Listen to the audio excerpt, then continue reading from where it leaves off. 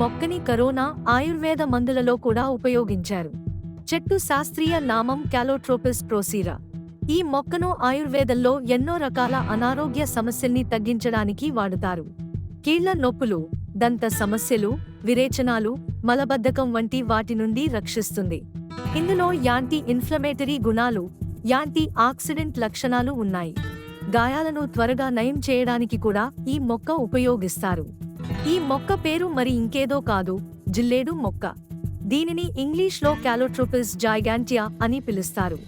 రథసప్తమి రోజు జిల్లేడు పత్రాలు ధరించి నదీ స్నానం చేస్తే చాలా పుణ్యమని హిందువుల నమ్మకం.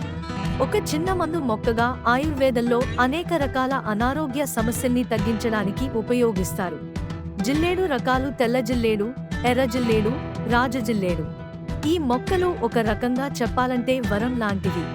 ఈ వీడియో నచ్చినట్లయితే ఒక లైక్ అండ్ సబ్స్క్రైబ్ చేయండి.